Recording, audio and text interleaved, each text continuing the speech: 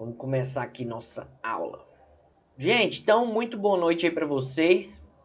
Espero que todo mundo esteja bem.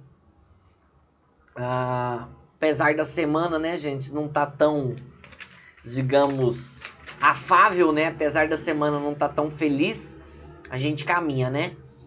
Vamos lá, gente. A gente vai continuar aqui e dar seguimento ao nosso conteúdo. Aula passada, a gente terminou, né, o nosso conteúdo falando sobre os princípios inerentes aos recursos, né? Falamos sobre os princípios inerentes aí aos instrumentos recursais. Continuamos, né? Falamos sobre o princípio da taxatividade, princípio da complementariedade, falamos sobre o princípio da vedação, da reformatio impégios. Enfim, falamos sobre vários princípios.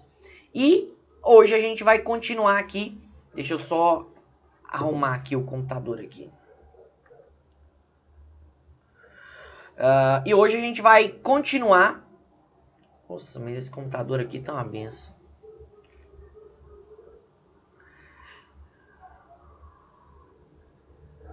Tá.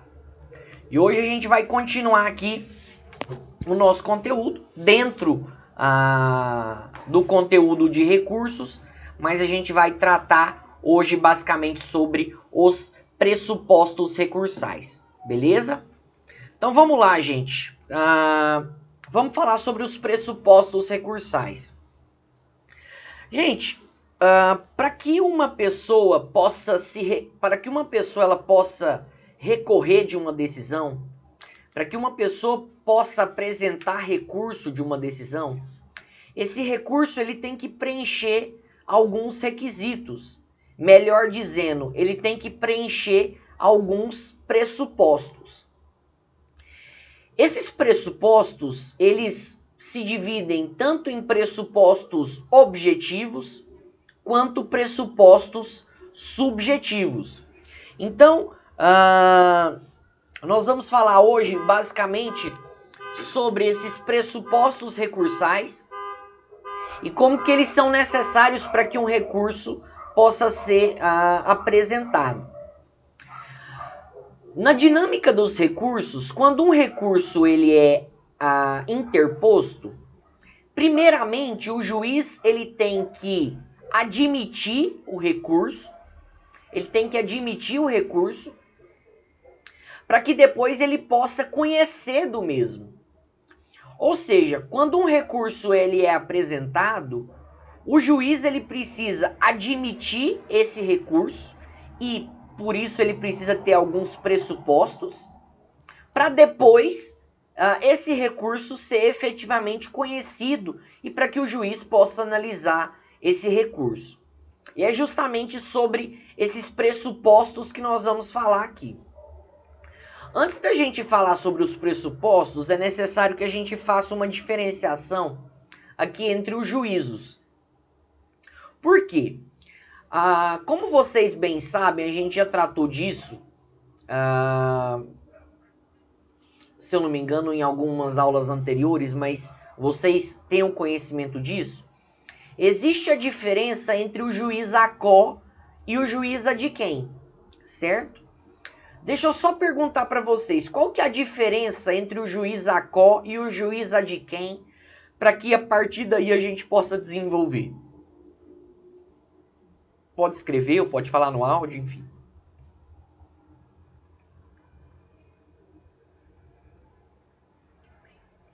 Qual que é a diferença entre o juízo a quo e o juízo ad quem?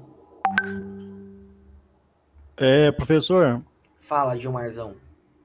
juiz ad quo é primeira instância Juiz e ad a quem quo. recursal. Só, Gilmarzão. É a quo, sem o D. Sem o D. É a quo. Juízo a quo. A quo. E o ad quem. Só tem D Primeira... no ad quem. Tá, a quo, primeira instância, e ad quem, grau recursal. Show de bola, show de bola. Brigadão. Ô, Gilmarzão, é isso mesmo, é isso que o Gilmar falou. Agora deixa eu te perguntar uma coisa. Pergunto pro Gilmar e estendo para vocês. Vamos supor Vamos colocar aqui um juiz de primeiro grau, vamos colocar aqui em Goianésia mesmo, né? Vamos colocar o doutor Decildo, né? Um juiz de primeiro grau, um juiz de primeira instância. Vamos supor que eu seja processado por determinado crime e o doutor Decildo, ele me condena. Eu quero apresentar recurso. Eu apresento o recurso direto para o tribunal ou eu apresento o recurso para o doutor Decildo? Vocês entenderam a situação? Eu sou processado em primeiro grau, em primeira instância, o doutor Decildo, né, o juiz de Goianésia, tá me julgando e ele vai me condena. Eu quero recorrer.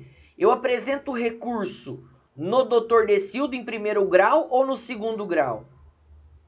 Show, no doutor Decildo, aqui. Beleza, aí eu pergunto, e eu faço essa pergunta.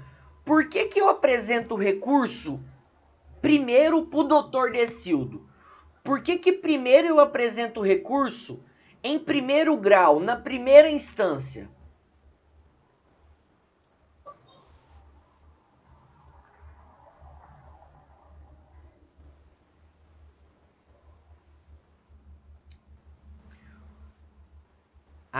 Justamente, é isso mesmo, show de bola. Gilmarzão falou para ver se é admitido.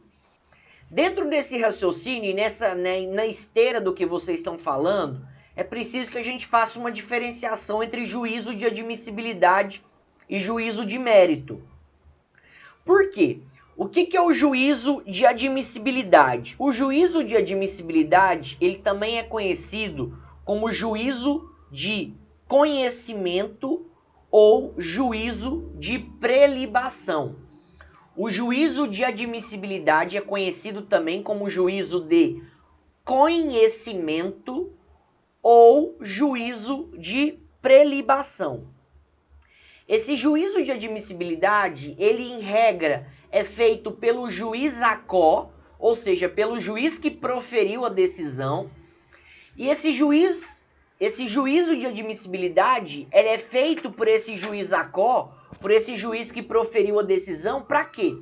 Para verificar se um recurso ele tem os pressupostos necessários, para verificar se aquele recurso ele pode ou não ser admitido.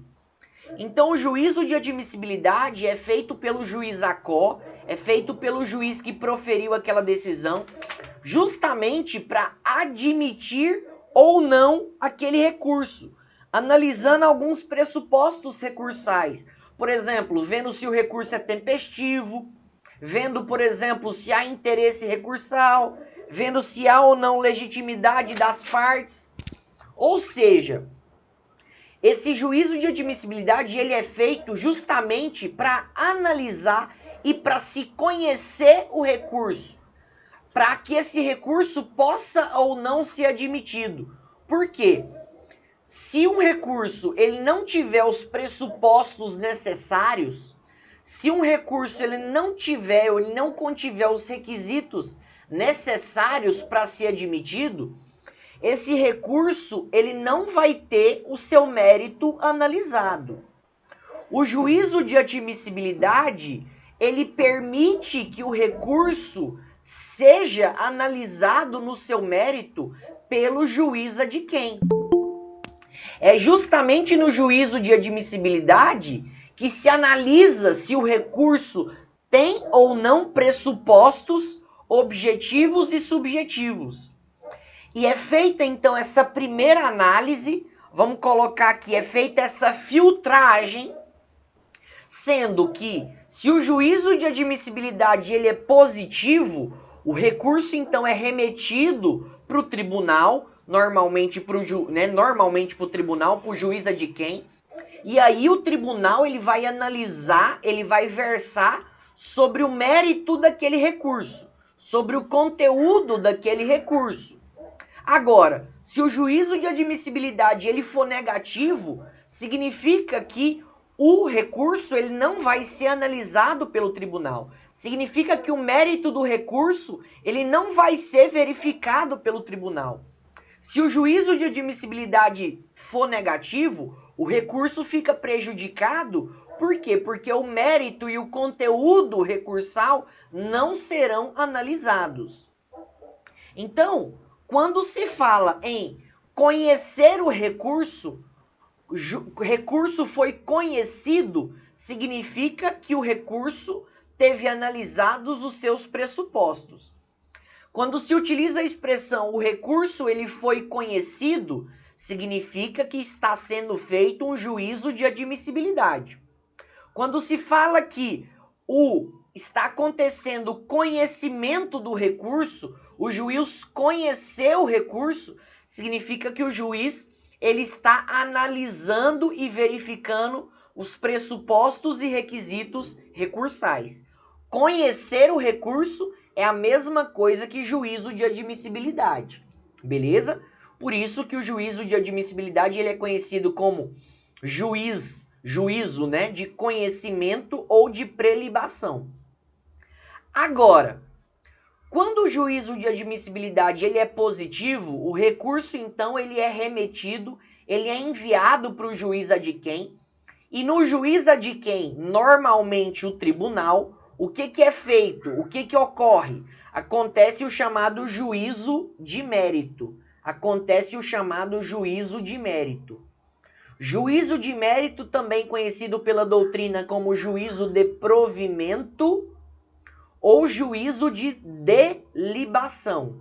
Juízo de mérito, conhecido como juízo de provimento ou juízo de delibação recursal. O que é esse juízo de mérito? O juízo de mérito ele consiste justamente no exame, na análise que é feito pelo órgão julgador competente do mérito do recurso interposto. O juízo de mérito ele consiste justamente na análise do mérito recursal, do conteúdo recursal. O juízo de mérito é feito pelo órgão julgador competente, no caso pelo juiz adquém, e a gente entende como juiz adquém o juízo para o qual se recorreu. Então, se eu recorro... não, vou terminar de explicar, depois eu volto aqui. O juiz adquém, ou seja, o juízo para o qual eu recorro, é justamente esse juízo para o qual eu recorri, que vai analisar, que vai verificar, que vai versar e vai fazer um exame sobre o mérito desse recurso, sobre o conteúdo desse recurso. Então vamos pensar o seguinte: existe o juízo de admissibilidade e existe o juízo de mérito. Quando uma parte ela quer recorrer, ela tem que necessariamente interpor o recurso no juiz que deu a decisão. Ela tem que interpor o recurso no juiz que deu a decisão, no juiz ACO, para que esse juiz ACO faça o juízo de admissibilidade, verifique se o recurso contém os pressupostos necessários para que o mérito seja analisado. Se o recurso contiver os requisitos e contiver os pressupostos necessários, esse recurso ele é remetido e enviado para o tribunal ou para a segunda instância ou para o juízo adquém ou para o juízo para o qual eu recorro. E é justamente nesse juízo adquém, é justamente nesse juízo para o qual eu recorro que será feita a análise do mérito e do conteúdo recursal. Sendo que essa análise do mérito do conteúdo recursal pode ter como consequência a reforma da decisão recorrida ou até mesmo a anulação da decisão recorrida. Deixa eu deixar algo bem claro para vocês para ficar mais fácil. A gente vai estudar os recursos em espécie. Nós vamos estudar recurso em sentido estrito, nós vamos estudar apelação, nós vamos estudar vários recursos. Deixa eu deixar algo claro para vocês aqui. Na maioria dos recursos penais, na maioria dos recursos criminais, os recursos, eles são feitos em duas peças. Os recursos são feitos em duas peças. Como assim, Léo, em duas peças? Eu vou dar um exemplo para vocês. Recurso de apelação. Eu, Léo, sou condenado pela prática de determinado crime.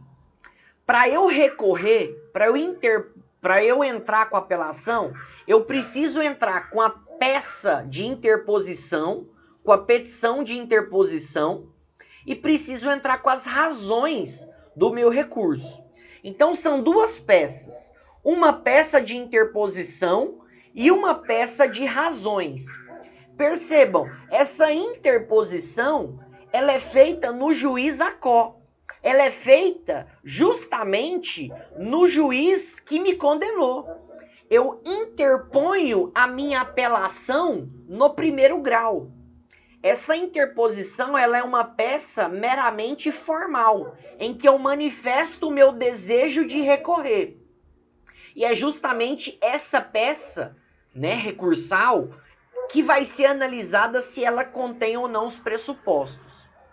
Se o juízo de admissibilidade ele é positivo e eles dão o ok para mim, eu vou apresentar as razões do meu recurso. Eu vou apresentar as razões da minha apelação. Ou seja, eu vou apresentar o conteúdo do meu recurso. E as razões da minha apelação eu apresento lá no tribunal.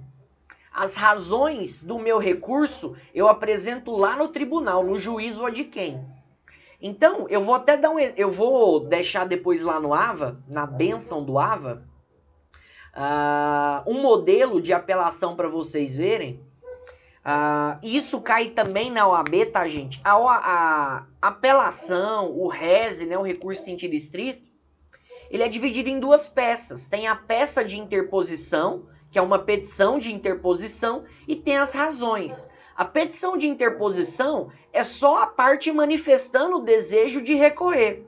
E é justamente sobre essa peça que vai ser feito o juízo de admissibilidade. Se o juízo de admissibilidade for positivo, eu apresento as minhas razões do recurso, ou seja, o fundamento do meu recurso, os motivos que eu tenho para apresentar o meu recurso, que é justamente a outra peça, que é as razões de apelação. Então vocês podem ver nessa forma, e aí essa peça, as razões de apelação, são apresentadas no juízo ad quem, são remetidas para o tribunal. Então fica muito claro que existem dois juízos. Existe o juízo de admissibilidade e existe o juízo de mérito. Percebam, na situação que eu dei, que eu fui condenado pelo Dr. Decildo, se eu quero recorrer, eu interponho a apelação em Goianésia no Dr. Decildo, para ele fazer o juízo de admissibilidade e verificar os pressupostos. E se o juízo de admissibilidade for positivo, eu apresento as razões no tribunal. Eu apresento as razões lá no TJ, no juízo ad quem, para ele analisar e fazer o exame do mérito do meu recurso. Beleza? Tranquilo? Detalhe. A segunda instância, o juízo ad quem, o que ele vai fazer? Ele vai prover o meu recurso ou ele vai desprover o meu recurso. O meu recurso, quando ele é analisado no seu mérito, no seu conteúdo, o que pode acontecer? O meu pedido ele pode ser provido ou ele pode ser desprovido. Por isso, quando fala que o recurso foi provido, a gente significa falar que esse recurso está em juízo de mérito. Quando fala que o recurso ele foi desprovido, significa que já foi analisado o mérito daquele recurso, só que o pedido foi negado. Provimento de recurso é que o pedido foi aceito. Desprovido ou desprovimento de recurso significa que o pedido do recurso foi negado, foi rejeitado. Beleza? Então fiquem atentos até mesmo nessas expressões que elas indicam a posição que o recurso está. O recurso foi provido, significa que o juiz já julgou, já foi feito o juiz de mérito. O recurso foi conhecido, ainda está no juízo de admissibilidade, ainda está no juiz ACO. Beleza? Até agora tem alguma dúvida, gente? Até agora tem algum questionamento?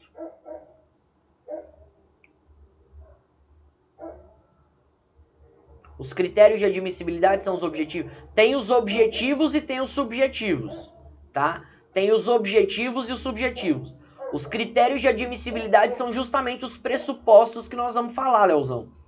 E aí existem pressupostos objetivos e existem pressupostos subjetivos. Os dois, tá? Os dois são analisados. E a falta de um deles gera, né, o não conhecimento do recurso ou o juiz de admissibilidade negativo. Beleza? São os dois. Pressupostos objetivos e subjetivos. Tá vendo? Tô ouvindo, mano. É porque a dúvida é assim, o juiz ACO, ele já proferiu sentença, estou entrando com recurso, ele não fica meio tendencioso ele querer dar o recurso, por isso a pergunta dos critérios que seriam objetivos. Não, justamente. Mas aí é justamente. Aí, deixa eu só falar, Leozão. Você, né, eu acho que a intenção, o que você perguntou foi o seguinte, pô, vamos supor que o juiz acabou de condenar. E aí eu vou entrar com recurso nele ainda, será que não fica tendencioso? Não, não fica tendencioso porque é feito somente um juízo formal. É feito apenas uma análise formal. É somente ver o seguinte, tem os pressupostos, por exemplo, tem cabimento, o recurso é tempestivo, tem legitimidade das partes, tem interesse, tem alguma causa que impede o recurso, ele analisa só isso. Ele não vai analisar em nada o mérito. Ele não vai analisar em nada o mérito. Então, o juiz de primeiro grau, o juiz ACO, ele fica restrito a analisar o seguinte. E aí deixa eu só antecipar já os pressupostos. Ele analisa se tem cabimento, o recurso, se tem previsão legal. Ele analisa se tem tempestividade. Ele analisa se tem regularidade formal. Ele analisa se tem interesse. Ele analisa se tem legitimidade das partes. Ele analisa só isso. Ou seja, ele analisa só os pressupostos, objetivos e subjetivos. Ele não vai fazer nenhum juízo de valor. Ele não vai fazer nenhum juízo de valor. Beleza? Então vamos lá. Vamos falar então agora sobre os pressupostos dos recursos. Tá mudo? Uai, aqui tá não. Aqui tá de boa. Pelo menos aqui não tá mudo não, Jaldenex. Dá uma olhada aí se é no computador. Aqui pra mim tá mudo não, tá parecendo que tá normal. Beleza? Jaldene, chega bem perto do fone aí. Vê se tá mudo aí. Agora tá ok. Eu acho que o problema era aqui, viu? Então tá beleza. Você ouviu o grito aí? Eu quero só saber se você ouviu o grito. Se você tiver ouvido, tá ok. Beleza, valeu, irmão. Tá de boa. Vamos lá, vamos falar agora sobre os pressupostos recursais, sobre os pressupostos que são analisados justamente nesse juízo de conhecimento, né? Nesse juízo de prelibação, nesse juízo de admissibilidade. O primeiro pressuposto é o chamado cabimento, ou também chamado de previsão legal. O primeiro pressuposto é o chamado cabimento, ou também chamado de previsão legal. Esse é um princípio um tanto quanto... Perdão, princípio não, né? Esse é um pressuposto um tanto quanto óbvio, e a gente até já falou dele lá no princípio da taxatividade, não sei se vocês lembram, mas basicamente é o seguinte, é preciso que o recurso ele tenha previsão expressa em lei.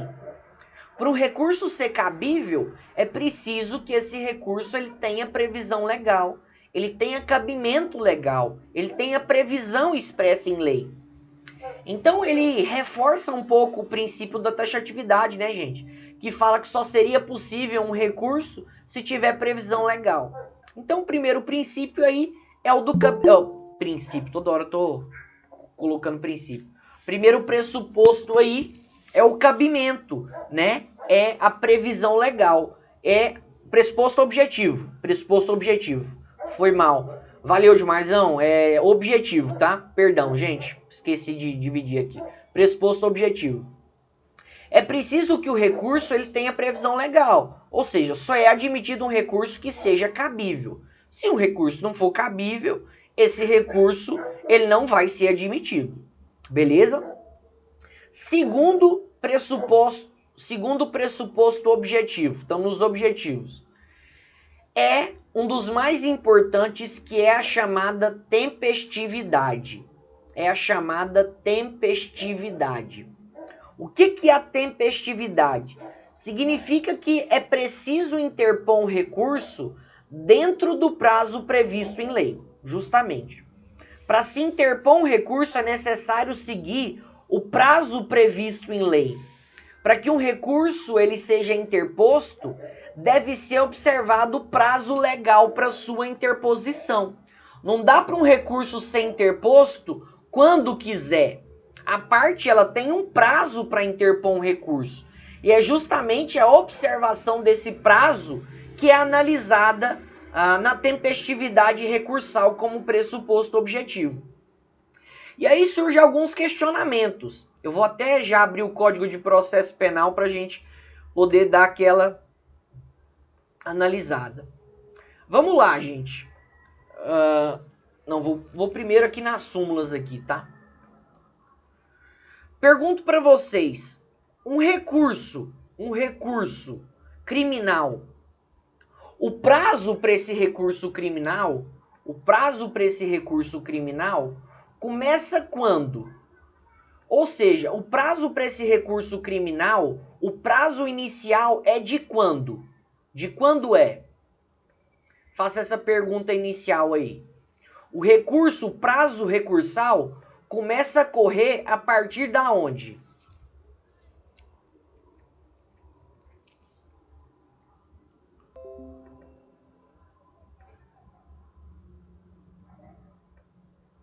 Intimação, justamente. Show de bola, Gilmarzão. A partir da intimação. E onde é que está isso? Está aqui na súmula 710 do STF. Olha aqui que tá todo mundo conseguindo ver, gente, as súmulas? Tá todo mundo conseguindo ver?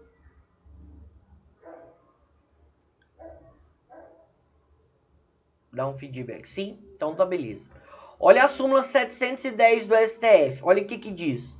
No processo penal, contam-se os prazos da data da intimação e não da juntada aos autos do mandado ou da carta precatória ou de ordem. A maioria dessas súmulas, no que tange a prazo, gente, elas ficam um pouco prejudicadas e desatualizadas, porque processo hoje, né, gente, eletrônico, né? A maioria dos processos todos eletrônicos, né? Não sei se em todas as cidades, mas processo hoje, tudo Projude, tudo virtual, eletrônico. Então não tem, né, aquela coisa do oficial de justiça ir lá. Não, hoje o processo ele é todo eletrônico, né? Então apesar do oficial de justiça ir lá citar, né, mas é muito fácil a juntada, né? Não tem mais juntada dentro do processo, né, da carta precatória. Isso é feito virtualmente. Mas deixando claro, no processo penal, contam-se os prazos da data da intimação e não da juntada aos autos do mandado ou da carta precatória ou de ordem. E aí nós vamos falar justamente isso que a Giovaninha ela tá perguntando. Os prazos, gente, eles são em dias corridos? Vamos lá. A gente sabe... Calma aí, gente. Deixa eu só ver o que aconteceu aqui no meu computador aqui.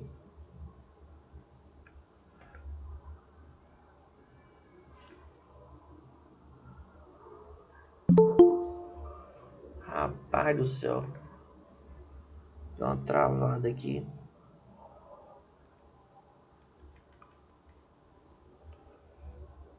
Ai.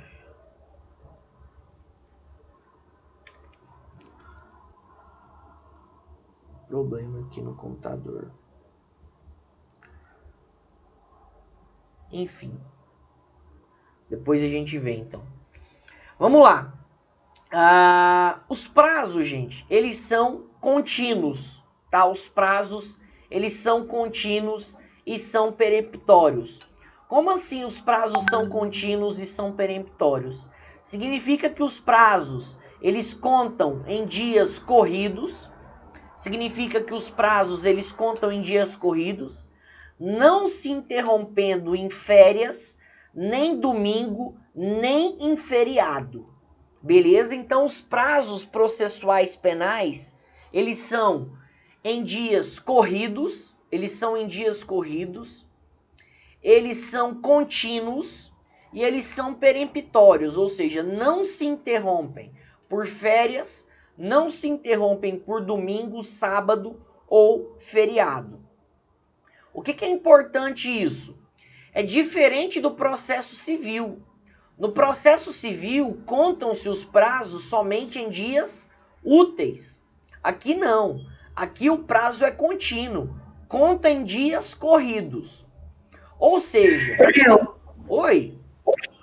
Esses prazos também corridos valem para o GCRIM, no juizado civil, no juizado especial criminal, ou vale a regra do processo civil em dias úteis?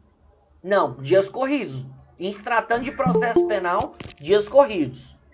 De qualquer esfera. Sim, se tratando de processo penal e é independente do procedimento. Independente do procedimento, independente do tipo de crime. Sendo um processo penal, os prazos são contínuos. Certinho, obrigada. Beleza? Esses prazos contínuos, gente, eles têm algumas regras. Quais que são as regras? Não se conta o dia do começo. Não se conta o dia do começo. O dia do começo ele fica excluído e conta-se o dia do final. Então, no processo penal, exclui-se o dia do começo e acrescenta-se o dia do final. Então, como assim? Vamos supor que a pessoa ela foi intimada dia 15. Dia 15 é o termo inicial. Começa a correr quando? Dia 16. A data da intimação é dia 15, exclui o dia do começo, despreza o dia do começo e conta-se o dia do final. Se a pessoa foi intimada dia 15, só começa a contar dia 16. Ou seja, no próximo dia, exclui o dia do começo, acrescenta-se o dia do final. Algumas regras em relação a isso. O dia do começo, tá? O dia do começo, se ele for dia não útil, se o dia do começo for dia não útil, prorroga-se a contagem para o próximo dia útil subsequente. Ou seja, se a pessoa foi intimada, tá? Se a pessoa foi intimada na sexta-feira, teoricamente começaria a correr no sábado. Só que não conta o dia do começo se for dia não útil.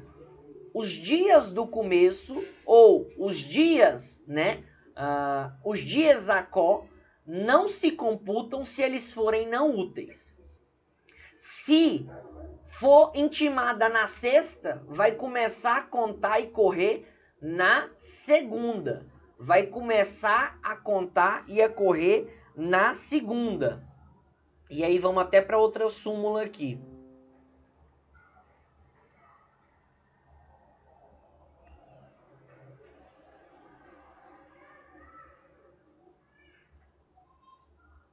Súmula 310 do STF. Quando a intimação tiver lugar na sexta-feira ou a publicação com efeito de intimação for feita nesse dia, o prazo judicial terá início na segunda-feira imediata, salvo se não houver expediente, caso em que começará no primeiro dia útil que se seguir. Se a intimação for na sexta, começa na segunda. Ou seja, o dia do começo tem que ser dia útil. Não pode começar a contar em dia não útil. E também não pode terminar o prazo em dia não útil. Não pode terminar o prazo em dia não útil.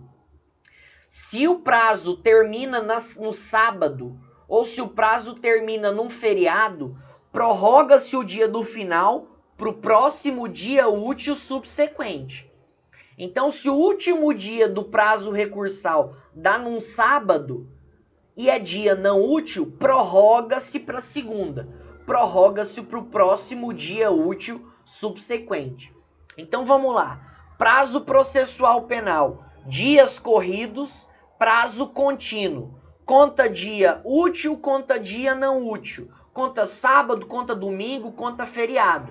Não se interrompe, salvo uma exceção que a gente vai falar aqui.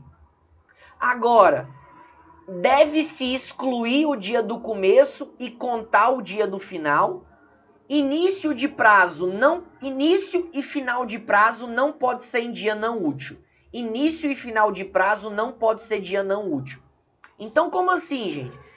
Vamos supor que a pessoa é intimada na sexta, tá? Vamos supor que a pessoa é intimada na sexta. Começa a contar só na segunda, mas aí conta normal. Segunda, terça, quarta, quinta, sexta, sábado, domingo, feriado. Agora, se terminar também em dia não útil, aí prorroga para o próximo dia útil subsequente, beleza? Vamos lá. Deixa eu ir para a primeira exceção que a gente tem aqui em relação aos prazos.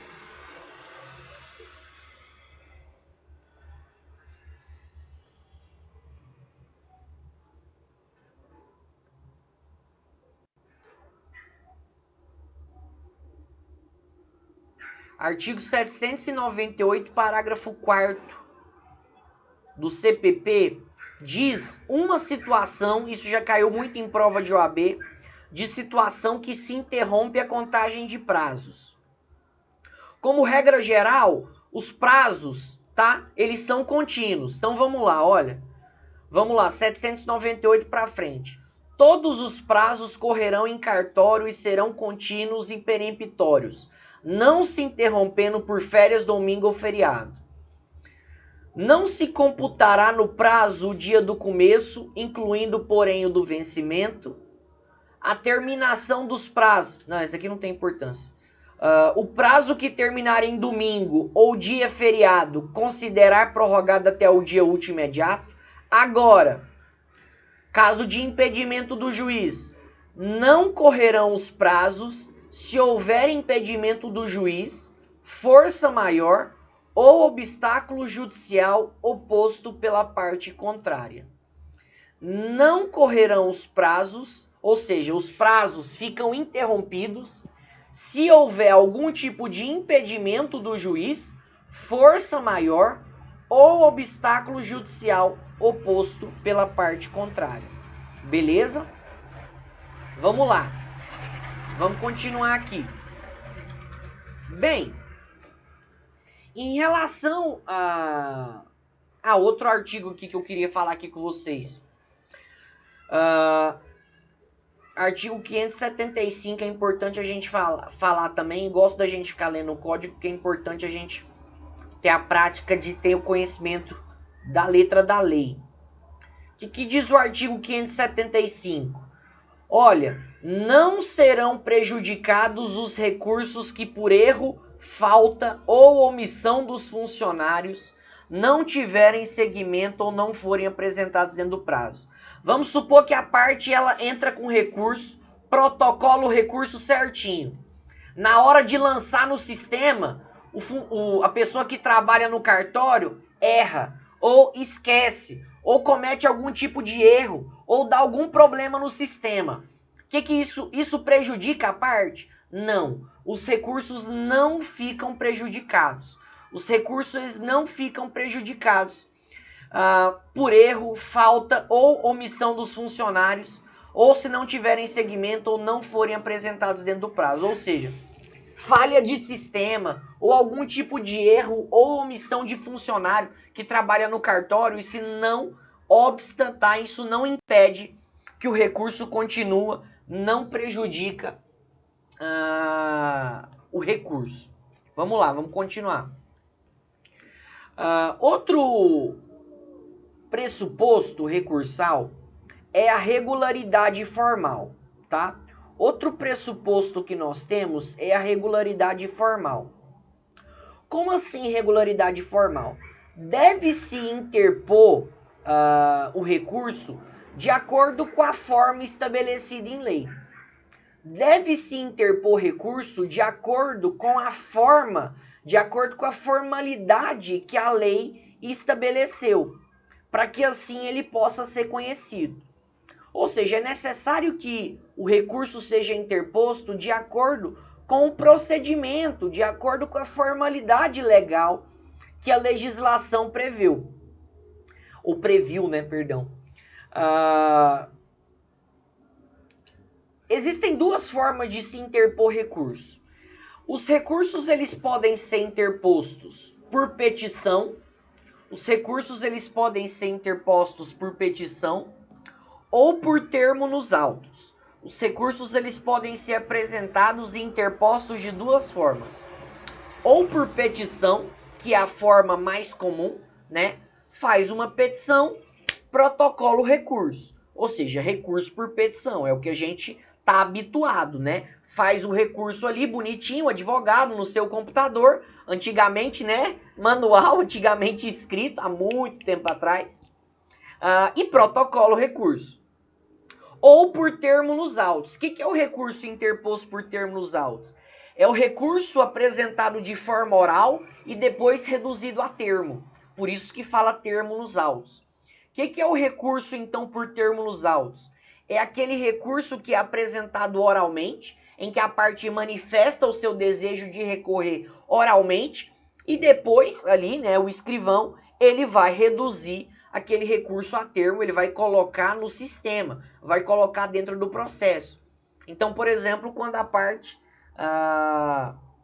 vamos colocar, por exemplo, aqui tribunal do júri, juiz vai dar a sentença. O que o advogado pode fazer na hora, oralmente? Quero apelar, quero recorrer da decisão, quero recorrer da sentença, quero recorrer da condenação. A parte fala oralmente, o prazo já começa a partir dali, a parte apresenta oralmente o recurso, depois reduz a termo.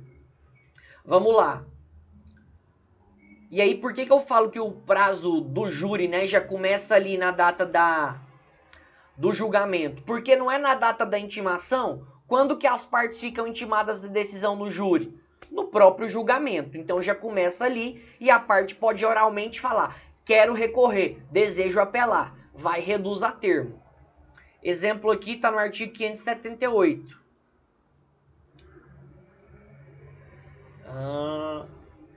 Ó, 578. O recurso será interposto por petição ou por termo nos autos, assinado pelo recorrente ou por seu representante. Ou seja, o recurso será interposto por petição ou por termo nos autos, assinado pelo recorrente ou seu representante. Ou seja, duas maneiras de se interpor recurso: por petição, que é o mais comum, ou por termo nos autos. Beleza? Vamos lá. Vamos continuar. Outra situação aqui de pressuposto objetivo dos recursos é justamente a inexistência, tá? A inexistência de fatos impeditivos ou extintivos de recurso. Próximo pressuposto, a inexistência de fatos impeditivos ou extintivos do recurso. Ou seja, que não existam fatos, né, que não existam fatores que extinguam ou que de alguma forma impeçam o recurso dele ser conhecido. Ou seja, para que o recurso ele seja conhecido, tá, gente? Para que um recurso seja apreciado, não podem existir certos fatos impeditivos ou certos fatos extintivos do recurso. Por exemplo, se o recurso ele é interposto, mas a parte desiste do recurso. O recurso é interposto, mas passa 2 dias, a parte desiste do recurso. Isso impede ou não impede o recurso de ser conhecido? Impede. Se a parte apresenta o recurso e logo depois ela desiste, ou seja, ela se arrepende de ter interposto o recurso e ela apresenta a sua desistência daquele recurso, o recurso fica prejudicado. Então nós vamos falar aqui sobre alguns fatos que não podem existir sob pena dos recursos serem extintos ou de alguma forma serem impedidos. Beleza? Primeira situação que impede a admissibilidade dos recursos, ou seja, primeira situação nós vamos falar aqui sobre fatos impeditivos dos recursos. É a renúncia. É a renúncia do direito de recorrer. É a renúncia do direito de recorrer. Tem diferença, e aí eu pergunto para vocês, tem diferença entre renúncia e desistência do direito de recorrer? Tem diferença entre renúncia do direito de recurso e desistência do direito de recurso? Tem diferença? Tem diferença. Qual que é a diferença da renúncia e da desistência?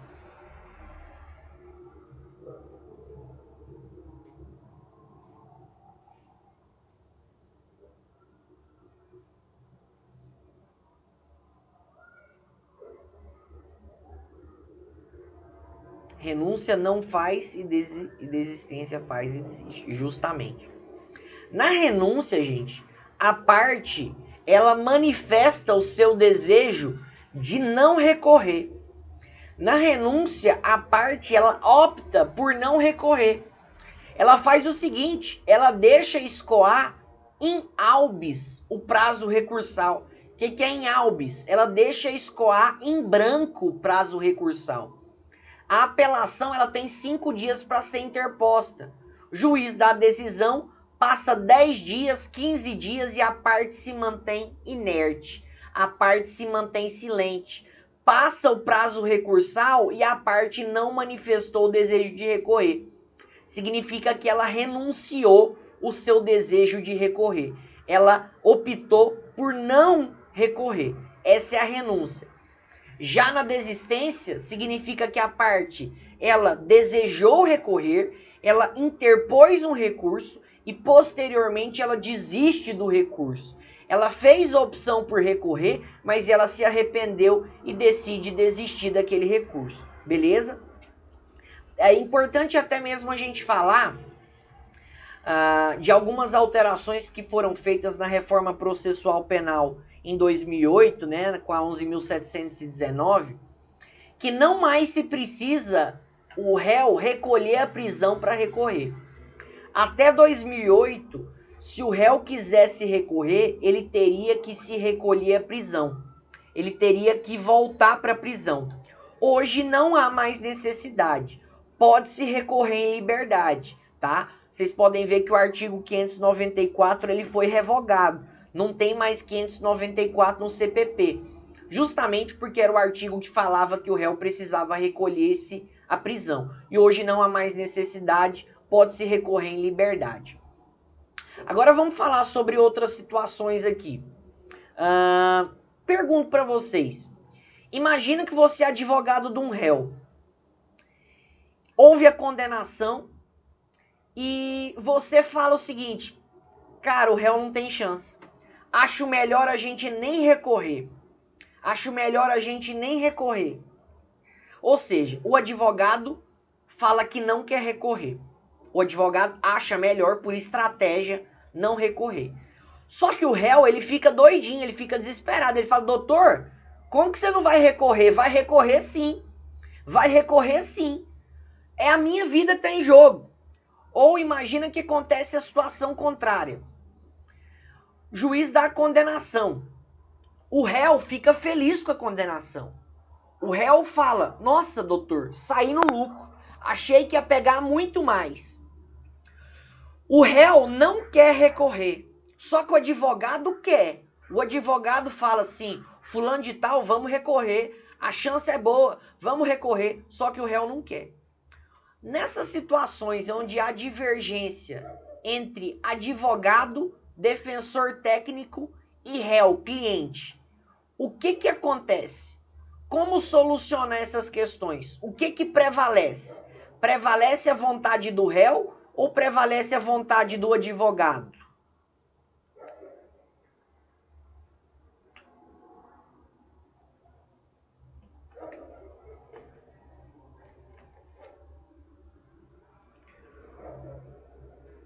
O Gilmar falou do réu. Beleza, mas eu tô fazendo aqui a outra parte, né? Imagina a seguinte situação. O seu cliente pega uma pena.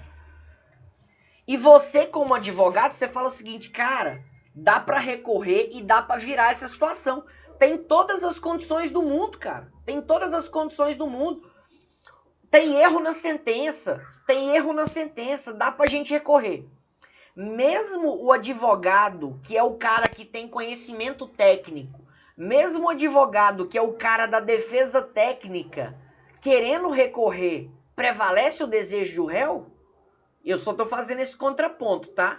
Só tô fazendo esse contraponto.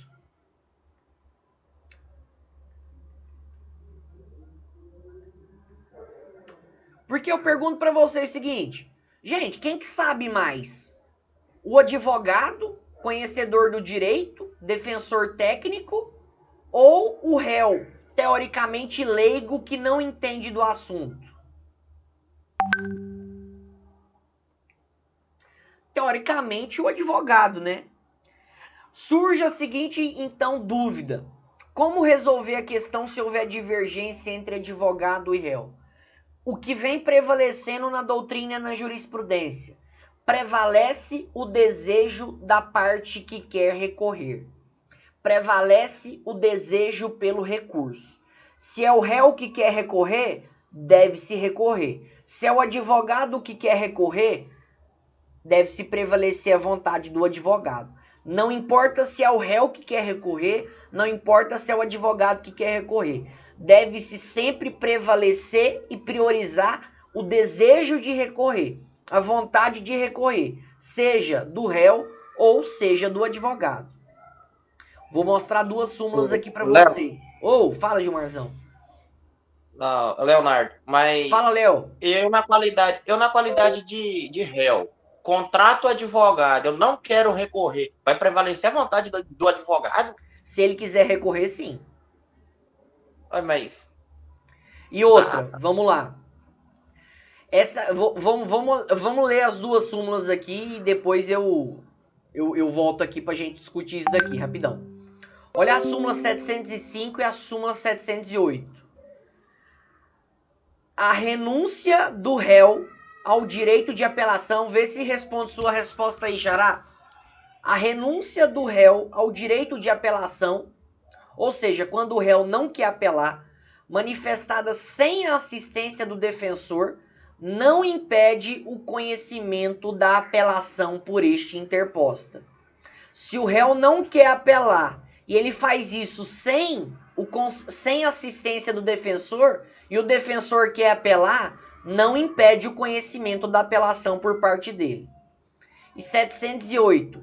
É nulo o julgamento da apelação se após a manifestação nos autos da renúncia do único defensor, o réu não foi previamente intimado para constituir outro. Olha aqui, o que a 705 diz? Prevalece a vontade do advogado. Se o advogado quer recorrer, processa o recurso mesmo assim. E a 708 diz: se é nulo o julgamento se o defensor renuncia o direito de recorrer e o réu não foi intimado para constituir outro advogado. Beleza? Agora o seguinte, isso daí é o que vem prevalecendo na doutrina e na jurisprudência, mas não é unânime, tem entendimento em sentido contrário. E esse entendimento em sentido contrário se fundamenta no seguinte: deve-se sempre prevalecer e atender a vontade do advogado, porque é o advogado quem tem conhecimento técnico e é responsável pela defesa técnica. O réu é leigo e ele não sabe o que é melhor para ele. Então é o seguinte, prevalece majoritário, prevalece o desejo de recorrer, ou do advogado ou do réu.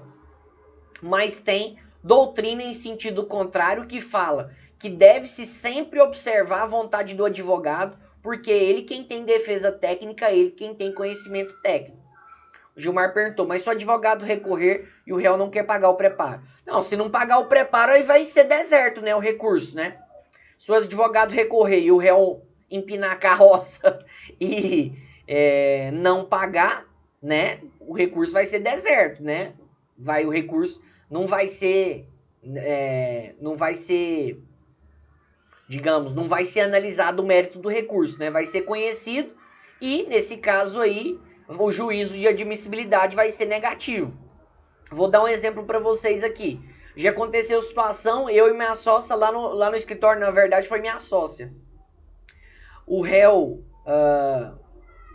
se a pena aumentar no recurso, então, xará, aí é aquela coisa. Se só o réu recorrer, calma aí, rapidão, uma coisa de cada vez. Se só o réu recorrer, não pode aumentar a pena, né? Se só o réu recorrer, não pode aumentar a pena. Agora, se a acusação, ela recorre também, fica sujeito a aumentar a pena. Aí, enfim, eles vão ter que lidar com isso, né? O advogado e o réu. O Gilmar, só um minutinho, rapidão, 2 toques, só responder do Gilmar aqui. O Gilmar falou, então não prevalece a vontade do advogado. Prevalece, ué. Só que o advogado vai ter que ter um jeito de pagar o preparo. Mas ele pode entrar com recurso, só que ele vai ter que arranjar o dinheiro depois. Mas prevalece a vontade dele, ué. Se ele quiser recorrer, ele quer tirar do bolso dele para pagar, vai ser processado. Imagina, Gilmar, eu sou advogado do cara. E aí o cara, não quero recorrer. E eu tô vendo que tem condição. Se eu quiser pagar o preparo do meu bolso, ou arranjar o dinheiro de outra forma, e eu entrar com recurso, meu recurso vai ser processado, ué. Prevalece a minha vontade. O réu, ele pode empinar a carroça. Cabe ao advogado encontrar outros meios de pagar o preparo. Oi, pode falar. No caso que quando o Léo falou de aumentar a pena, né, no recurso, ele falou, pode-se aplicar o princípio do indúbio pro réu? No caso, sentido? Tipo assim, se igual aumentou a pena para ele, mas só foi ele que entrou com recurso. Pode aplicar o princípio do indúbio pro réu? Não, aí vamos falar no sentido prático. Aí o juiz não tem nada a ver com isso, né? Aí o juiz não tem nada a ver com isso. Mas aplicaria o princípio? Não, porque o princípio do indúbio pro réu é no caso de havendo insuficiência de provas, havendo dúvida em relação à autoria e materialidade, deve-se sempre ponderar ou deve-se sempre ser analisado em benefício do réu. Nesse caso, o que pode acontecer? Aí eu tô falando no sentido prático para vocês. O advogado quer recorrer e o réu não. Aí piora a situação dele. O que o advogado pode fazer? Pode representar o advogado na OAB. Representa ele na ordem.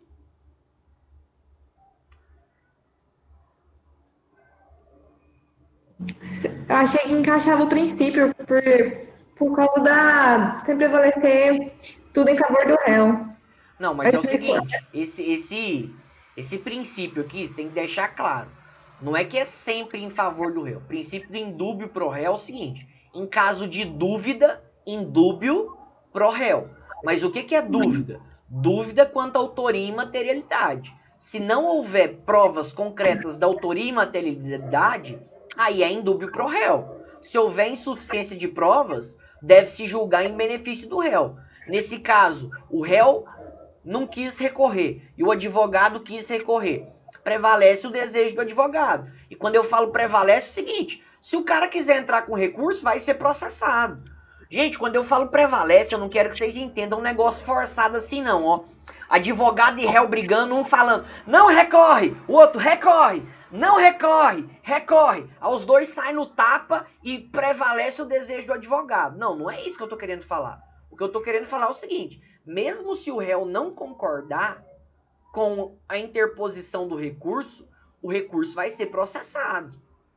Gente, isso daí que eu tô falando pra vocês, vocês podem não concordar comigo, isso é matéria sumulada, tá? O que a matéria sumulada diz? Artigo 705, qualquer coisa vocês brigam lá com... Vocês brigam lá com Marco Aurélio, vocês brigam lá com o Fachin, vocês brigam lá com a Carmen Lúcia, vocês brigam lá com aquela galera. Isso daqui é a súmula deles aqui, dos ministros de vocês. Artigo súmula 705. A renúncia do réu ao direito de apelação, réu não quer recorrer, manifestada sem assistência do defensor, não impede o conhecimento da apelação por este interposta. Ou seja, prevalece a intenção de recorrer. Só isso que eu tô falando. Entendeu? Gilmarzão, você ainda tá bravo comigo? Você tá indignado ainda? Como é que tá? Vocês entenderam, gente? Velho. Esse não seu foi em que sentido, Gilmar? Que você não tá bravo comigo ou que você ainda não entendeu? Mas em que sentido você fala? Eu sei, tô brincando. Em que sentido, Gilmarzão, você fala? Parece um pouco estranho em que sentido? Gente, não é prevalece a vontade do advogado, prevalece o desejo de recorrer. Deixa eu perguntar para vocês, por que nesse caso que o réu não quer recorrer e o advogado quer, é estranho? E por que o caso que o advogado não quer recorrer e o réu quer, não é estranho? Qual que é a diferença? Qual que é a diferença do advogado falar para o réu, não recorre, e o réu querer recorrer sozinho? Por que nesse caso não é estranho?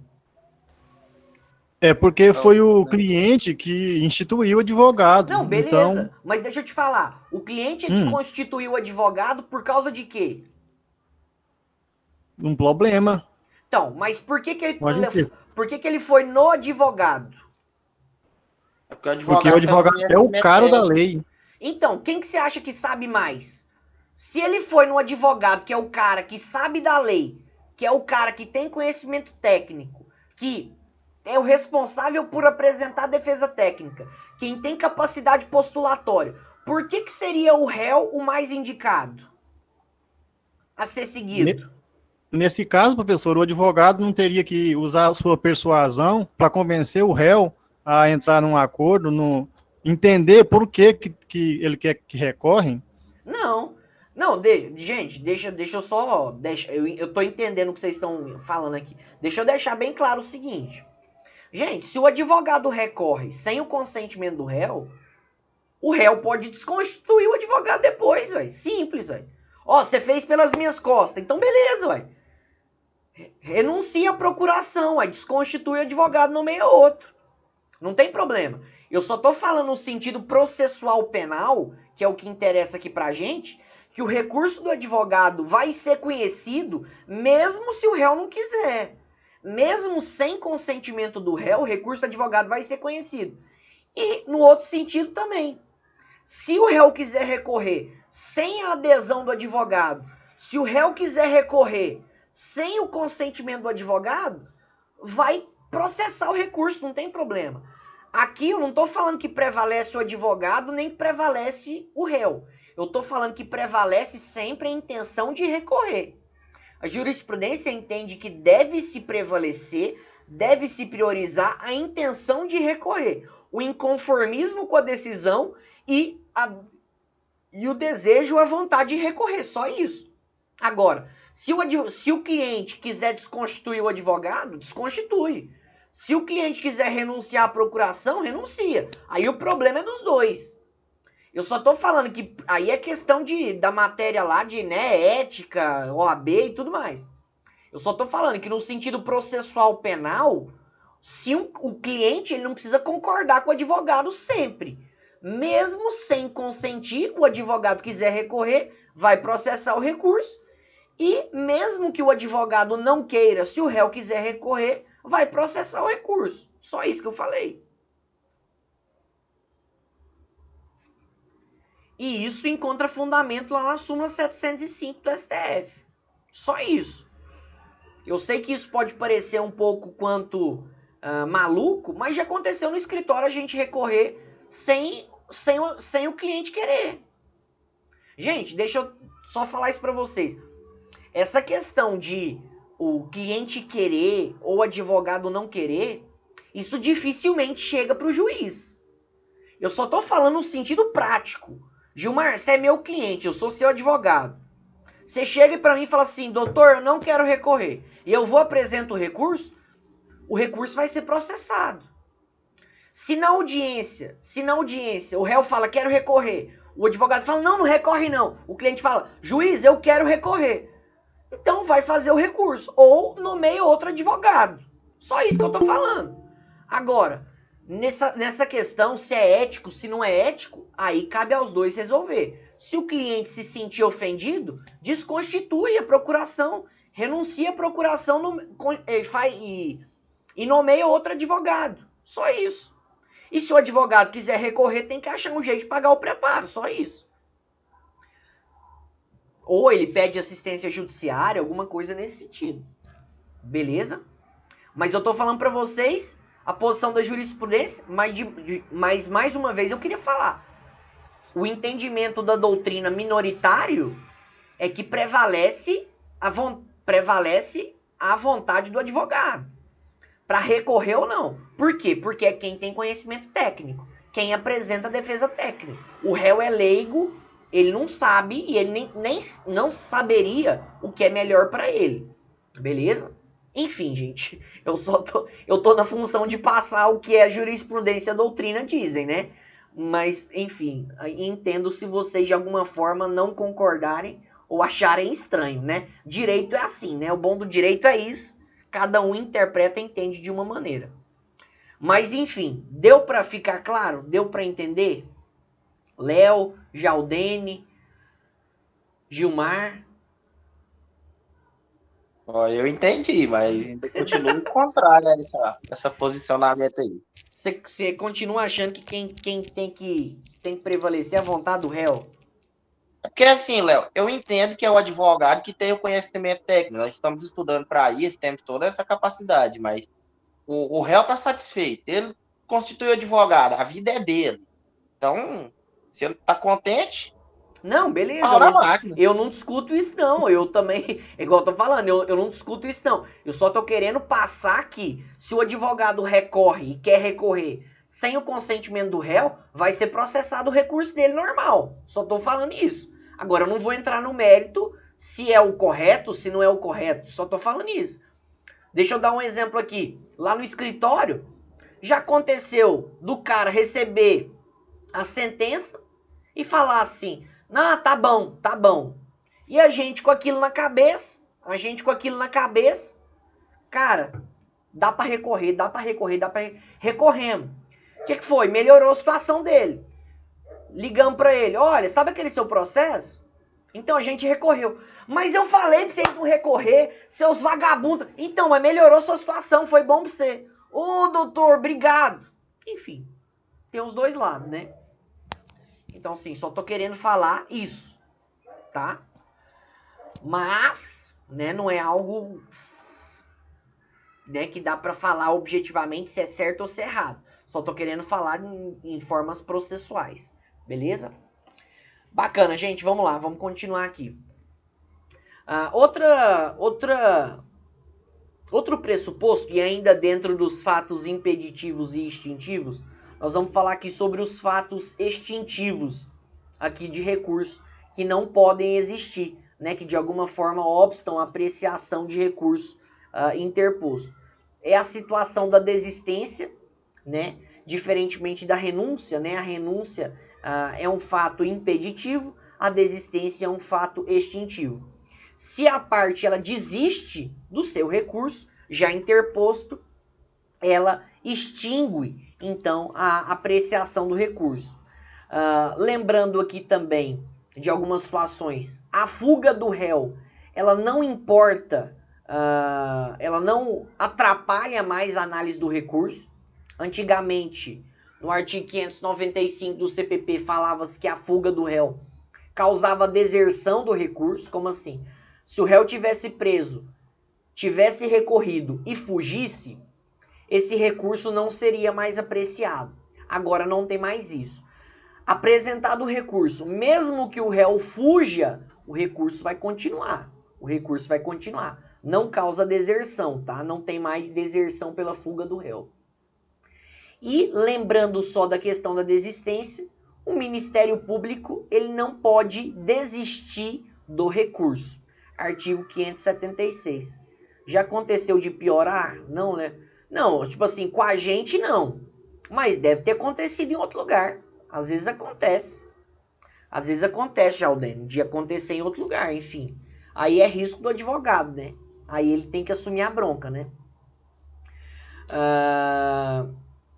O Ministério Público ele não pode desistir do recurso. O Ministério Público ele tem voluntariedade no que tange ao recurso. Ele recorre se ele quiser, só se ele tiver vontade. Agora, uma vez apresentado o recurso, ele não pode voltar atrás. Uma vez apresentado o recurso, ele não pode desistir do mesmo. Beleza? Isso daí é, né, princípio aí da indisponibilidade recursal. Vamos lá. Vamos falar aqui agora, nós já terminamos os pressupostos objetivos, tá? Terminamos os pressupostos objetivos. Agora nós vamos falar sobre os pressupostos subjetivos.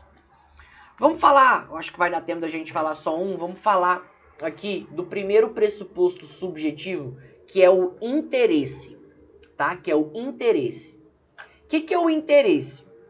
Para que um recurso seja admitido, é necessário que a parte ela tenha interesse naquele recurso. Para que um recurso seja admitido, é necessário que a parte ela tenha algum tipo de interesse recursal.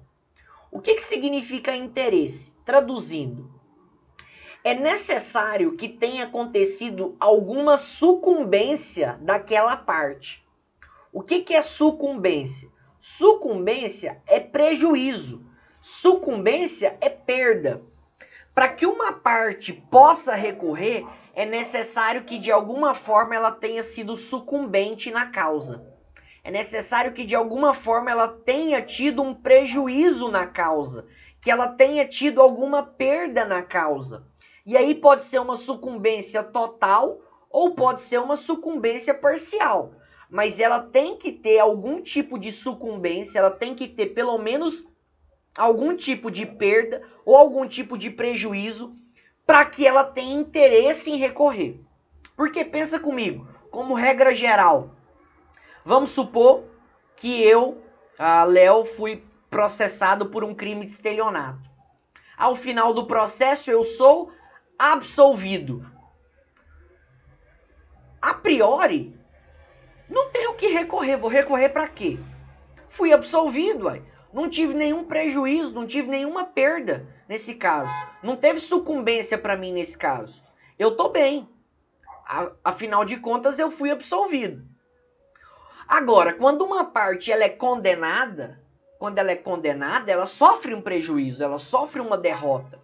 E aí pode ser uma derrota parcial ou total. Pode ser uma condenação por muitos anos ou pode ser uma condenação por poucos anos. Ainda que seja uma condenação por 1 ano. Ou seja, a parte tem que ter algum tipo de sucumbência. Ou seja, o interesse da parte ele é demonstrado pela sucumbência. O interesse da parte ele é demonstrado pela sucumbência. Para que a parte tenha interesse em recorrer, é necessário que ela tenha sucumbência. Agora, será que existe alguma situação em que a parte tenha interesse recursal, mesmo não tendo sucumbência? Será que é possível uma parte ela recorrer de uma decisão, ela tem interesse recursal, mesmo não sendo sucumbente? Por exemplo, vocês acham que é possível uma parte recorrer de uma absolvição? Teria sentido ou qual seria o interesse de uma parte recorrer de uma absolvição?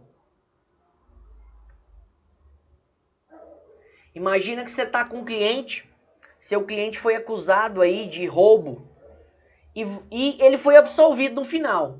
E ele está dando pulo de alegria. Ele está dando pulo de alegria.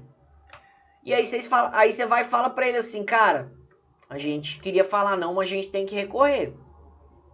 A gente tem que recorrer. Mas recorrer de uma absolvição, doutor? Nós temos que recorrer da absolvição. Por quê? Seria cabível? Em uma situação, é cabível recorrer de uma absolvição, recorrer quando não há sucumbência, para mudar, para alterar a fundamentação de uma decisão. É necessário ou é cabível e tem interesse recursal quando não há sucumbência, por exemplo, numa absolvição, quando o interesse é para mudar, para alterar a fundamentação de uma decisão. Imagina a seguinte situação. Vamos lá para o artigo 386.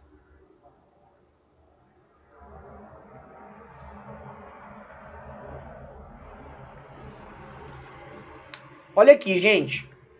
Eu vou dar um caso simulado aqui, né, hipotético para você me falar.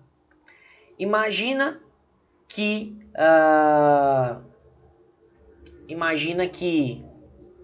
seu cliente ele tenha sido acusado pelo crime de roubo. Furto, vamos colocar aqui, tá?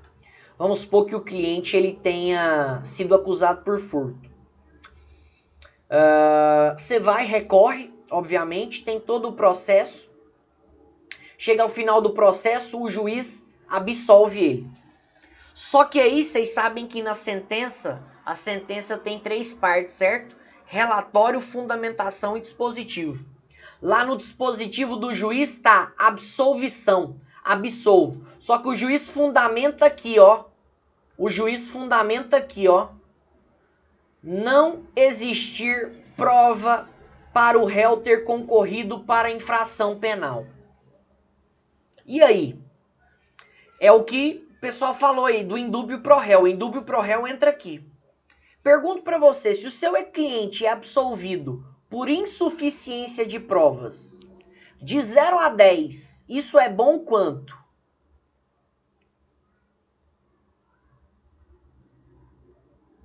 Ou isso é 100% bom? 5. Por quê?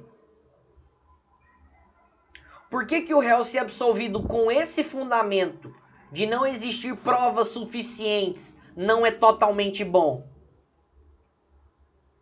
Por que isso pode gerar? Não. Vou deixar bem claro aqui. Se o cara for absolvido com insuficiência de provas, essa decisão aí ela não muda. Agora, pode haver recurso, obviamente. Pode haver recurso. Pode surgir mais provas? Só que é o seguinte, como que vai surgir mais provas se não tem mais investigação? Então tem que ficar ligado nisso. Pode surgir mais prova? Não tem como surgir mais prova. Já fez a investigação toda. Agora o juiz analisa só dentro do processo. Qual que é o pior? Qual que é a pior situação aí? É que o cara pode ser condenado no cívil. É que o cara pode ser executado no cívil e pode ser condenado. Porque imagina que a pessoa ela tenha furtado 20 mil reais. No penal, o juiz acha que não tem provas suficientes. Beleza. Só que a parte entra no cívil e pede a restituição de valores. E para o juiz do cívil, tá claro. Para o juiz do cívil, tá claro. O que ele pode fazer? Condenar. Imagina que eu chego para vocês aqui na sala e xingo alguém. Ô fulano de tal, vai tomar naquele lugar, papapá, papapá, papapá. Injúria e difamação. Vocês me processam, o processo corre, chega no final, sou absolvido por insuficiência de provas. No penal, para o juiz criminal, pode ser que não tenha provas. Mas a parte pode entrar contra mim no cívil. E no cívil, o juiz, para ele, pode ser que tá claro que tem uma situação de dano moral. E aí ele me condena. O que é essa situação? Esse inciso aqui, de não existir prova do réu ter concorrido para infração penal, não faz coisa julgada material. Não faz coisa julgada material. Permite execução no cívil. Permite a parte entrar no cívil. Agora, tá ligado aqui, ó, inciso 1, 2, 3, 4, todos envolvem provas. Todos envolvem provas. Se o juiz me absolve com base no 1, 2, 3, 4, prova, não pode entrar contra mim no cívil. Não pode me executar no cívil. Não posso receber condenação nem sentença no cívil, porque fez coisa julgada material aqui no penal. Beleza? Tranquilo? Então pode haver recurso de absolvição, pode haver recurso sem interesse, entre aspas, pode haver recurso sem sucumbência em uma situação. Interesse na mudança da fundamentação da decisão. Artigo 386, inciso 5. Beleza? Ou no 5 ou no 7, né? Ou no 5 ou no 7. Por que eu queria falar com vocês? Gente, quando tá provada autoria e materialidade, não dá para mexer em nenhuma outra esfera. A prova de autoria e materialidade impede condenações em outras esferas. Provou autoria e materialidade, não tem como entrar no civil, não tem como entrar no administrativo. Vou dar um exemplo para vocês. Imagina que eu, Léo, sou funcionário público, certo? Eu, como funcionário público, começo a desviar dinheiro para mim. Peculato desvio. Não, vou dar outro exemplo aqui. Eu, Léo, sou funcionário público. Trabalho num banco, tá? Trabalho na Caixa Econômica Federal. Passa um tempo e some, desaparece um computador do banco. E eu chego um tempo depois com um computador igualzinho. O que o pessoal vai e me fala? Léo, furtou, peculato aí, ó. Peculato, furto. Só que é o seguinte, vamos supor que não foi eu. Eu falei, não tem nada a ver, eu tenho um computador igualzinho, mas não foi eu. Me processam, eu recorro e consigo demonstrar que o computador é meu. E descobre que o computador furtado estava lá no almoxarifado. Eu provo que eu não fui o autor do crime e eu provo, né? Ou que não houve materialidade, mas nesse caso eu provo que eu não sou o autor do crime. Se eu sou absolvido por prova de autoria, tem como entrar contra mim no civil? Tem como entrar contra mim no administrativo? Não. Se está provado que eu não fui o autor do crime, não tem como entrar contra mim em esfera nenhuma. Beleza? Agora, se me absolve por falta de provas, ou seja, se me absolve sem demonstrar que teve autoria, sem demonstrar que teve materialidade, ou seja, deixa em aberto, pode entrar contra mim em outras esferas, eu posso ser condenado em outras esferas. Por isso que é importante a fundamentação da decisão. Beleza? Tranquilo? De boa? Tranquilo, gente? Deu para entender essa parte? Deu? Gente, então é isso aí. Valeu demais da conta, porque hoje até ultrapassamos o horário. Próxima aula a gente faz exercícios aí disso. Gente, mais uma vez um prazer estar com vocês.